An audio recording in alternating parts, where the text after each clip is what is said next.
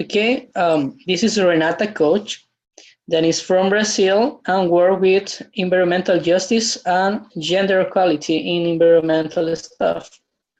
So you are presenting today.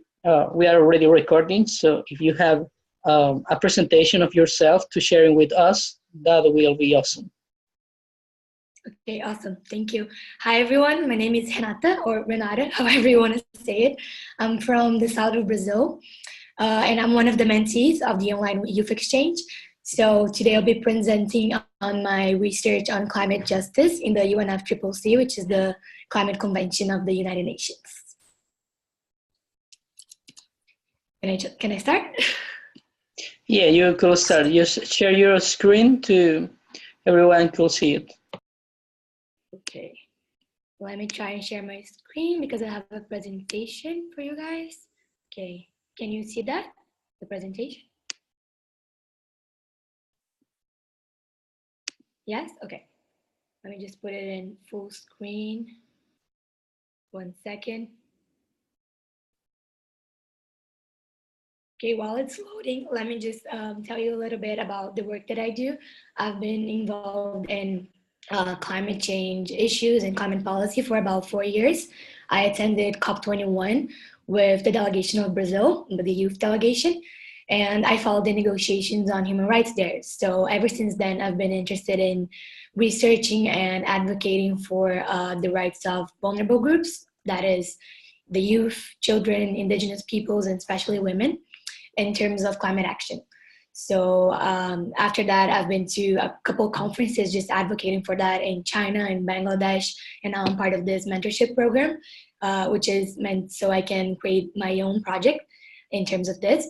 So I'm just gonna present a little bit about what climate justice means, because I've noticed that that's an issue that a lot of people don't know about. I'm sure that for those of you that are in the mentorship program and are engaged in climate change, you have heard, but just in terms of the general population, it's not as common. So I'm just gonna present a little bit about that.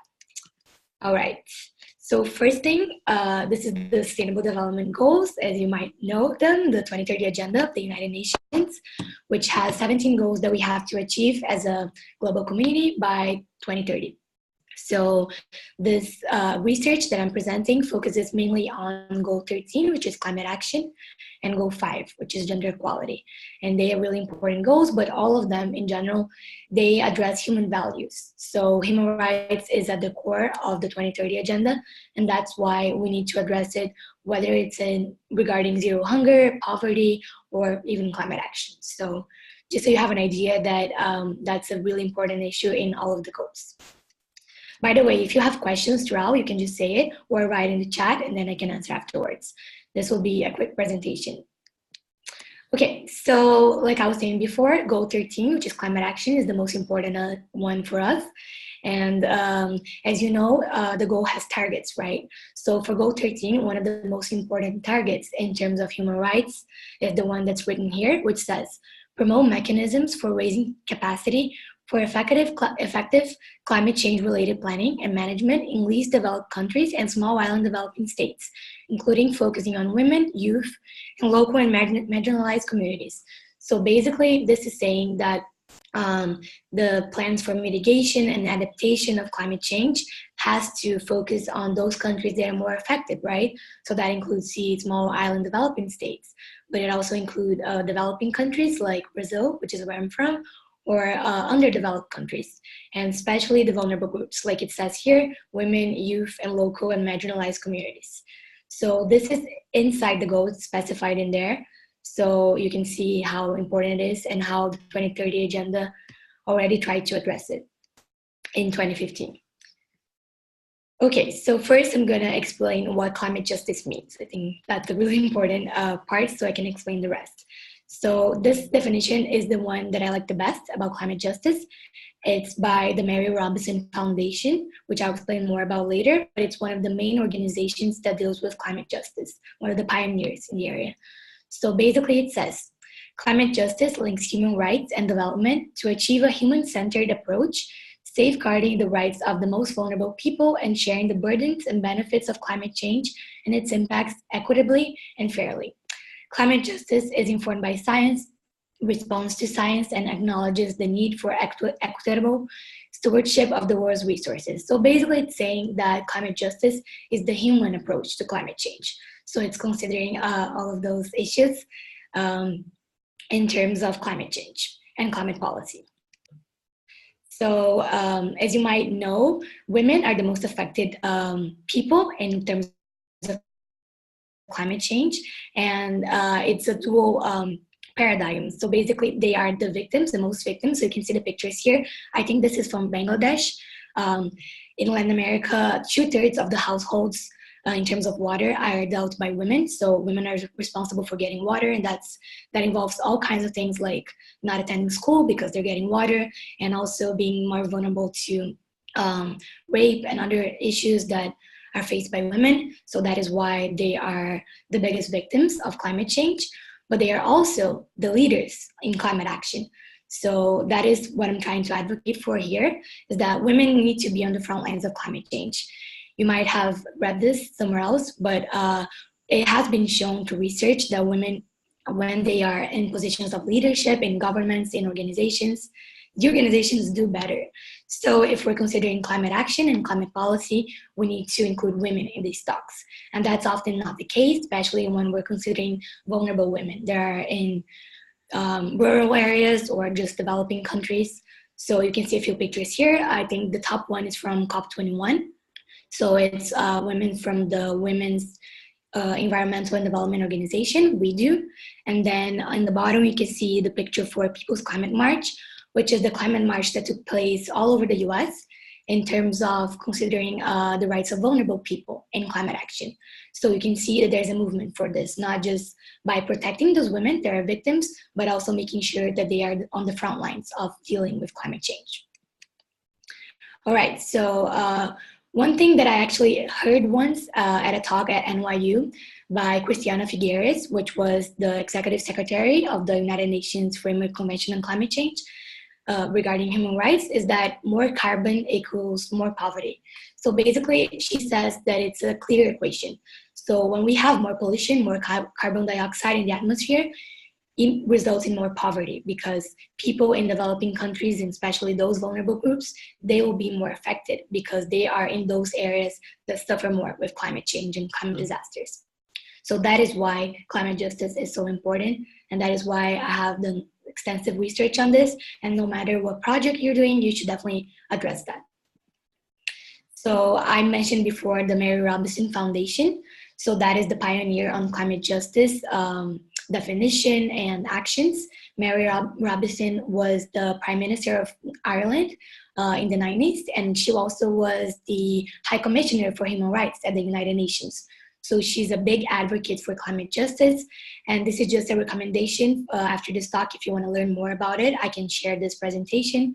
It's a TED Talk by Mary Robinson that's called Why Climate Change is a Threat to Human Rights. So she explained her actions throughout her work as Prime Minister and as High Commissioner for Human Rights at the UN, but also how throughout her life she has realized that this is a really important issue that needs to be more addressed by people. So that's just a recommendation. I'm not going to play now because we don't have much time, but just so you know, for later you can write it down, or I can write in the chat for you. All right, so now I want to introduce you a little bit to the global climate negotiations so I can link that to climate justice. I know that many of you work with this and have been to the Conference of the Parties, the COPs, but it's just so you can have a background for those of you that are not as familiar with it. So this is a timeline I made of the most important conferences regarding environmental policy. So basically everything starts with the UN Conference on the Human Environment, which was in 1972. In Stockholm, Sweden. And basically that was the first time that the global community addressed environmental issues in a global atmosphere. And then climate change started being addressed years later with the protection of the ozone layer, when people started realizing that that was a real issue. So you can see that on the timeline, but that's not what I'm focusing on today. What I'm focusing on is the COPs, which are the conferences that happen under the United Nations Framework Convention on Climate Change. And you can see a few of them here, which I consider to be the most important ones, and many people who do research do too. So you can see COP3 in 1997, that was when the Kyoto Protocol was signed, and then COP21, which is the most important one for human rights, it happened in 2015 in Paris. And then in between, you can see other few conferences. I want to highlight Rio 92, which happened in my home country, in Brazil. And that was when the convention was actually elaborated and signed. And then 20 years later, it happened again. It's called Rio Plus 20, and it happened in 2012 in Brazil as well. And that was basically to just revise everything that had been done on that matter. And that was also when the 2030 agenda was created, which was signed in 2015. So you can see how Brazil had a really important role in terms of climate policy and also human rights. And that's actually what I addressed in my final thesis in my graduation. It's in Portuguese, so if any of you know Portuguese, I can send it to you later. But it's similar to what I'm presenting here today. All right. So you saw the timeline of the climate policy actions that have been done. But in terms of climate justice, it's actually quite recent. So the negotiations didn't used to talk about human rights, which is weird, right? Because when we think about climate change, you think that we have to talk about the global south, the countries that are most affected. But it actually took a really long time for countries and for the UN to talk about this. So the first effort that I'm going to highlight is the effort in 2007, which is the Mala Declaration on the Human Dimension of Global Climate Change. And that was signed by the Small Island Developing States. So basically, they just came together and they made this document outlining how human rights is important to climate action. So that was the first initiative, but it wasn't global. It was just by the island states. But then after that, a lot of resolutions and a lot of initiatives came, especially by the Office of the High Commissioner on Human Rights. And I'm going to highlight 2 resolutions which are written there. You can research those later also. We don't have much time here. But basically, they are the first global documents to outline explicitly the relation between human rights and climate change. And that actually influenced the COPs later. So the first time that a COP actually addressed that was in 2010 in the Cancun Agreements, if you know about COP16, which took place in Mexico, in Cancun. The Cancun Agreements were the final documents that were produced as a result of COP16. And that was the actual first document of the UN Convention on Climate Change to mention human rights and the protection of gender equality and the indigenous communities, all of that. So it was a long process, as you can see, because the first COP was in 1995, but it was only in 2010 that the first global climate document mentioned human rights. But it still wasn't the best solution possible because the documents that result from the COPs are not binding. So it really doesn't matter that much if countries don't want to address that nationally, they don't have to. By the way, if you have questions, you can just write them in the comments, I just said before, and I'll address them later. All right, so the first big document that addresses climate justice and human rights is the Paris Agreement. I'm sure all of you have heard about it. That was created in COP21 in Paris, which is the COP that I attended. And it is a really important document because it is the first global international agreement on climate change that addresses human rights. It's also an important document for other reasons, as you know, in terms of reducing the global average temperature and climate adaptation and mitigation. But since I'm addressing human rights here, that's what I'm gonna talk to you guys about now. But basically, it mentions explicitly, it's in preamble, there's 2 paragraphs, which I think I'm gonna show after this, talking about human rights and climate justice. And that was a really long fight by the NGOs and civil society in terms of including that in the official document. Because this is really important because you might know this, the Paris Agreement is a binding document, it's a legally binding document, which means that the countries that sign and ratify that agreement, they have to adopt that nationally in their communities, in their countries. So if countries that sign this don't abide to following the human rights in terms of climate action, they won't be following the agreement in its fullest. So that's why it is really important that this was included in a legally binding agreement at the UN.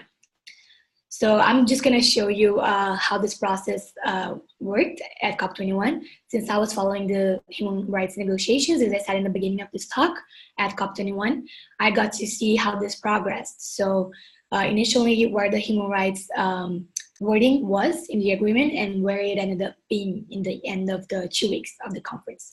So you can see that in the beginning, it was in Article 2 of the draft. So you can see that it's in brackets, and in climate negotiations and in UN negotiations, that means that it's not agreed by all the countries yet.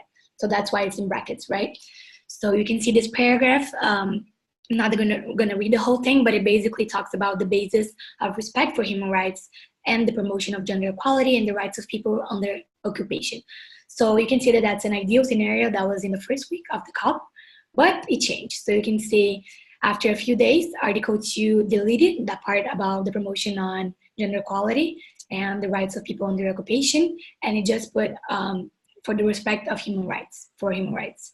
So it was a disagreement between countries. As you might know, human rights is not agreed upon all countries in the world. It's a little bit controversial, and of course that happened in the climate negotiations as well. And then as the weeks went by, Article 2 deleted the whole thing about human rights. It just kept the principle on the common but differentiated responsibilities, which is a really important principle for climate policy, but it has been addressed a couple of times in the last couple of years, but they deleted human rights of the Article 2, and this is the end of Article 2. So if you look at the Paris document, the Paris Agreement document online, you see that Article 2 doesn't mention human rights. But where did it go? It went to the preamble. If you know about global documents and UN documents, you know that the preamble is not seen as important as the rest of the agreement because sometimes it's not considered binding by countries. So the preamble is just reiterating things that have been done and, you know, general principles. So you can see that all of the great parts about human rights are there, but they're all in the preamble. They left the part in the Article 2 and went to the preamble. So you can see it says the promotion of the right to health, the rights of indigenous people, migrants, children. It has everything there. It's a great paragraph, but it's all in the preamble. Still, it is a very historical agreement, and a lot of human rights organizations praise that. So we still need to address that. But of course, for the future, we definitely need to have more binding wording on human rights for the climate negotiations. So yeah, regarding after that, you also have in the Paris Agreement the first time that a global agreement mentions climate justice, which is the title of this talk. So you can see that in regarding of the integrity of all ecosystems and the protection of biodiversity, it notes the importance of the concept of climate justice. So this is really historical because you haven't seen that anywhere before the Paris Agreement. So that is why everyone, when they're talking about human rights, they talk about the Paris Agreement nonstop because it's really an important one regarding this. All right, so that was basically a summary of the global climate negotiations regarding climate justice. I know it's a lot, but you can find more information online. So that's why I put the reading list here, just of books. I think it's always nice to give more resources so people can research further after this. But these are a few of the books that I love regarding just climate justice and climate policy. So the first one is by Naomi Klein. She's a climate journalist, if you know her. It's called This Changes Everything, Capitalism versus the Climate. So it's a lot about climate justice, right? Because it talks about how the global south differentiates from the global north in terms of addressing climate change. So it's a really good read regarding that. And there's also the famous one, The Age of Sustainable Development by Jeffrey Sachs.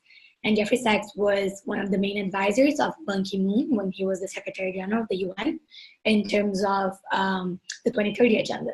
So he's a really important guy in this field, and it's a really great book if you want to learn just generally about all of the goals. And that the third one is not a book. It's actually just a guide, an online guide that you should just type on Google, you'll find it. It's a pocket guide to gender equality in the UNFCCC.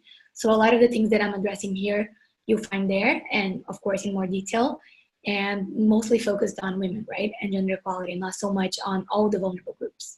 So just a few good reads. I can share that with you guys later if you want, and you can do your research. And just to finish up and then get questions from you guys, I really like this sentence, which says, we can fight climate change with only 50% of the population. So that's just so you have an idea that it may seem different to talk about, you know, the protection of women and gender equality when we're talking about climate action, but it's actually really important, right? Because women are the majority of the world. They are more than 50%. So how can we address climate change? if women are not on the table, if women are not in the climate negotiations, not just as diplomats, but as civil society and NGOs. So that is why I focus on this within my work, on my research work and my advocacy work. And it's just a great idea for you guys that are working on your projects within the OYE to include gender equality in whatever you're doing. And that's it. I have my email there if you want to contact me. I'm working on a project regarding gender equality and climate change for this mentorship program. So hopefully soon, in a few months, I'll have something to show. And then you guys can contact me, and I'll also have my Twitter if you want to just keep updated. But that's it. And now I look forward to hearing your questions. Let me not share my screen here. Okay, I stopped sharing, right? My screen. Okay, awesome. All right.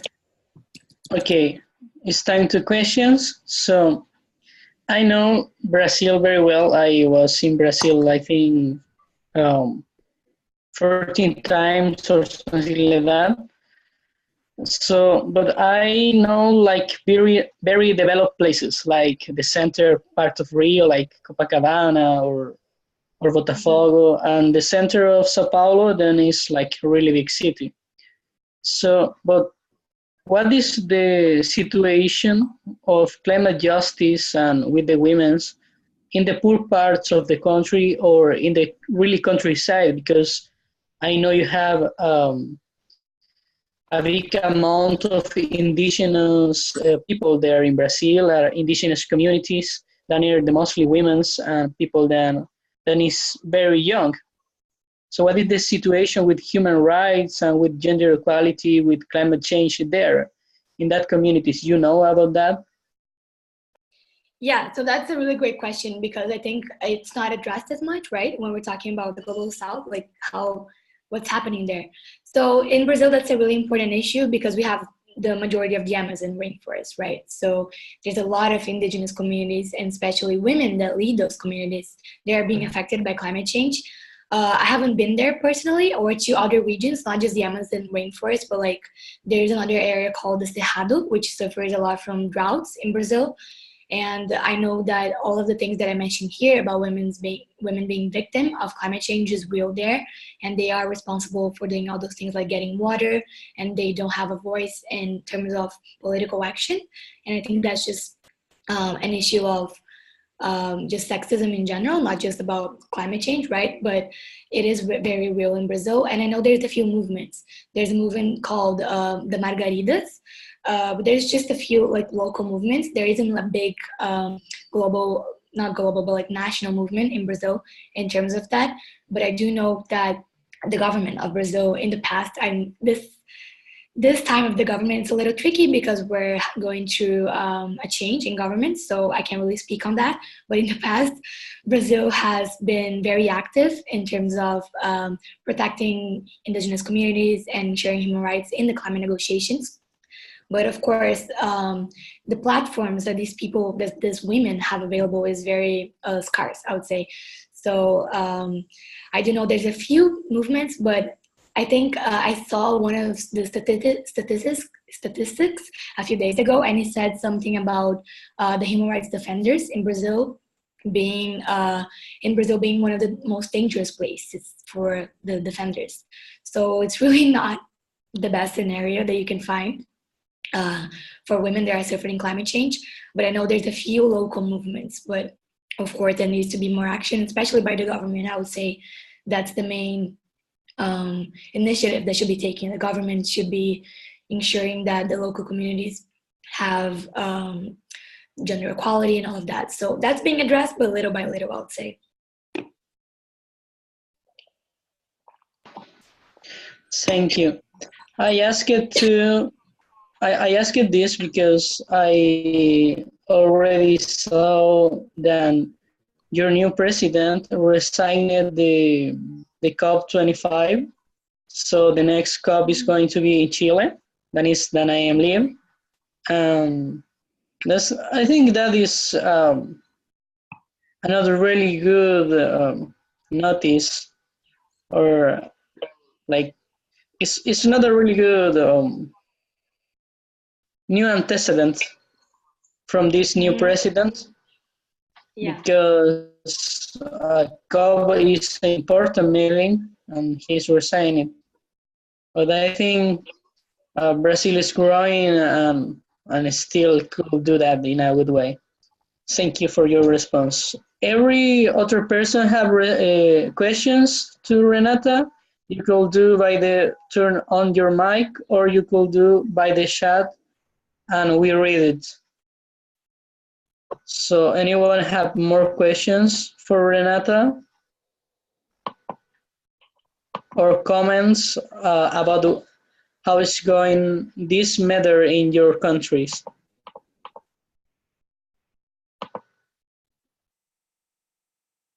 People? Don't be shy.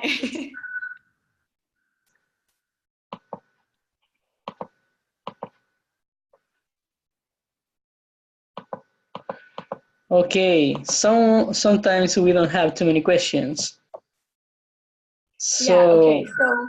So just a note on the last thing that you said about COP25. I think it's really important to address that as a Brazilian. Well, as you know, as I said before, Brazil historically has been a huge leader on climate action. I mean, it has hosted Rio 92 and Rio Plus 20, right? So we were all really excited here, you know, the NGOs here and the youth community in terms of having the COP25 here next year. But the new president has a different agenda for climate policy, it seems like, at least as of now, right? So it is really unfortunate, and at least we're still going to have our COP in Latin America, which is really exciting for all of us from here, and of course for the global south in general. But I think that it will be a similar movement, right? Similar movement than what happened in the US. I'm losing my voice. Yeah. So, as you know, in the US, the youth communities have been, oh my God, I'm losing my voice. Give me 1 second.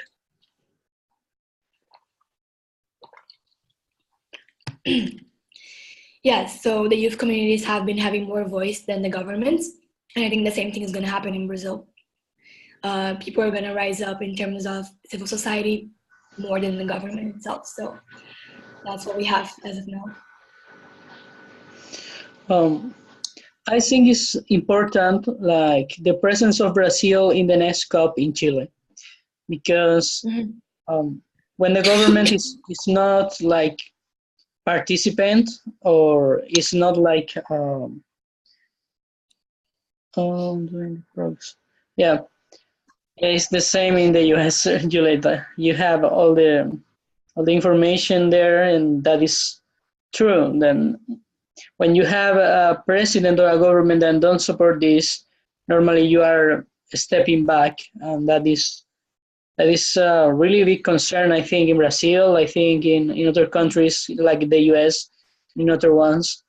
But when the people is still addressing to the change, the people have the power to press the government. Here in Chile, we have COP25, and I think the presence of the other countries of Latin America is very important, as Argentina, Peru, Bolivia, that have very big problems with climate change, as we have. And for Brazil, it's important too, because the new president maybe is going to change the stuff a little bit. But in the other way, it's important too, because you speak Portuguese like Brazilians, and normally people don't think Brazil in South America. Like they think in South America like just with the Spanish speakers countries, and normally they take off Brazil. And I think it's really important the participation of Brazil in this COP, because could change the view of the people than think the vision of the people than think that Brazil is not in South America and in Latin America. Brazil needs to be present for make some changes. And it's not really difficult, because South America is not a really expensive plane ticket and that kind of things. So I think Brazilians will be really present in this COP. Yeah, I think so too. And regarding what Julieta said, it being the same trend, we have seen, unfortunately, a similar trend in different places, right, on the planet, which is sad that national governments are not doing much or are backing up on the past policies that have been done in terms of climate action. But like you said, we have the youth, we have people that can press the government to do the right thing. And I think that's a situation that's coming up in Brazil. In spite of everything that Brazil has done, we don't know. It's a lot of uncertainty regarding next year and what's going to happen. But I do think that we're going to have a big presence. We've always had a big presence of Brazilians attending the conferences and pressing for climate justice. Even the NGO that I went with for COP21, Engajamundo, this year they went to COP24 with an indigenous woman, indigenous girl, youth. And we're trying always to make sure that everyone's represented when we attend those conferences, because Brazil is a huge country, right? So you have people of all kinds of ethnicities, right? So definitely important that we represent the entirety of Brazil there. All right, there's a comment, a big comment there. You want to read it? Thank you for you, Renata, for sharing. I see how women are marginalized in rural communities here in South Africa.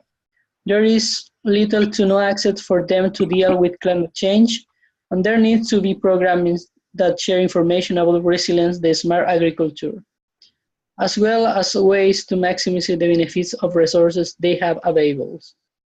Drought periods are intense here in South Africa. The poorest are the most disadvantaged by climate change. The government is trying to promote projects that are targeting youth, especially in smart and sustainable agriculture, as well as sustainable entrepreneurship.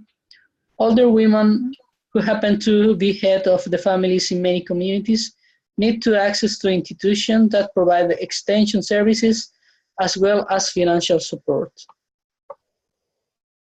Yeah, this is a really good comment. Whenever I think about South Africa and its relation with just like social policies and things like that, it's very similar to Brazil. And I know that Brazil and South Africa have had like technical cooperation in the past in terms of zero hunger and other goals, not just in climate change. But yes, of course, this is what climate justice is all about. Everything that you said here is exactly what needs to be addressed, like rural communities and the need for programs that share information about resilient smart agriculture, because a lot of people that are producing, that are in the agricultural sector, are women. So how are we not addressing that, right? And sometimes we're addressing that in the global north, or just in Europe or the United States, and we need to make sure that we address that in Africa, in South America, in Asia, in other places, right? So let me see. Yeah, and older women as well. The elderly is a big part of climate justice. It's part of the most vulnerable groups, and I think that's often not addressed by anyone. So I think ways that we can address that is by what we're doing in the mentorship program, right? Like try and create and address climate justice in our projects. That's one way. Doing research, I think it's a really great way to also address that and make sure that people know about this. Because I think when I talk to my friends who are not, into environmental stuff or are not engaged in this type of activity, they don't know about this, which is very sad, right? They're like, oh, women and climate, what is this? And we need to talk more about this. And for those of you that are in those communities, I mean, I'm not personally affected by this, but if you are, or if you know people in your family that are, make sure that their voices are heard, make sure that you're doing everything you can to spread the word about this, right? I think that's one of the ways that we can press our governments more, and also make sure that the Convention on Climate Change has more on climate justice. But yeah, thank you for your comments. Other questions or comments?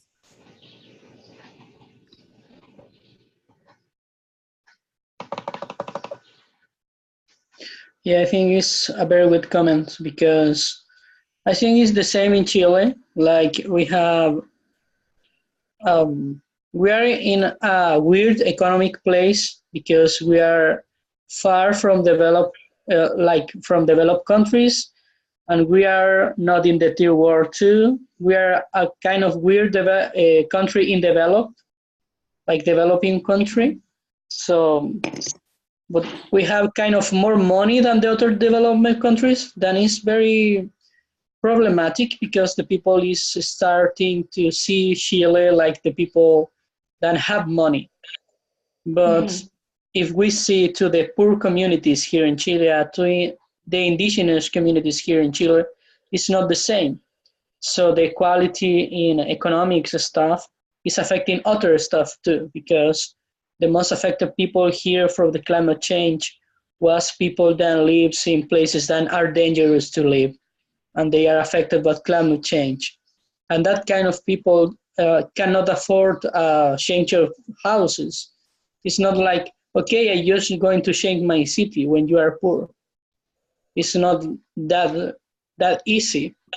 So I think this is a very, very important matter here in Chile. For indigenous people, I think it's the most important because they have sacred places and they are not allowed by his beliefs to change the place than they live. So I think it's very important. Yeah, what you said regarding the situation in Chile is very true in Brazil as well. It's because we're not as affected as the island states, for example, the small island developing states, but we're still vulnerable to climate change, right? As everyone is, and we're a developing country. But Brazil has a little bit more resources. It's a big economy than other developing countries. So we're part of a group called BASIC, if you guys have heard of it. It's a group within the climate negotiations. It's Brazil, South Africa, China, and India. Yeah, it's 4 countries. It's kind of like the BRICS, but without Russia. And basically, it's the emerging economies. So it's countries that need climate justice. It's countries that are in the global south, but at the same time, they have big economies. And they are able to help by transferring technology and just helping economically and financially the poorer countries. So it's a weird place to be in because you, at the same time, you have to be a leader and help, and you're also a victim. It's kind of like what I've told you guys about women earlier. But it's also a good place. It's an advantage in terms of a lot of things that Brazil can do. And for those of you that mentioned South Africa and also other countries in Latin America, I think we're in a good position to help. Okay, that is great. So, people, some questions, some ultimate commentaries, or we are going to end the reunion here. Okay, if you want to contact me, let me just type my email. I'm just gonna type my email, so if anyone that didn't want to ask now, you can just ask me later, and I can also share the presentation with whoever wants that. But yeah. Okay. Thank you, Renata, for your presentation. That was very, very good. I think we are in the same page in Care About Climate and in the OYE program as the page of you are. Like we address a lot of similar objectives, and that is really important for us. Then we have people with us that is working in the same stuff, and we are thinking. I think that is very important. So thank you for your presentation. Dale is thanking you, Renata, for the sharing in the comments. So really thank you for your presentation. I will stop the recording now. So some last commentaries, Renata? Yeah, so just thank you to you, my mentor, and also to Care About Climate for letting me have this platform to talk a little bit about my work in climate justice. And to all of you guys for attending today, it was a pleasure. And as I said before, if you want to contact me later and you can tell me about your projects that you're doing in climate action, if you're doing something with climate justice, we can definitely set something up or just talk about anything else. So I'm available to you, but thank you so much for being here and for giving me this platform.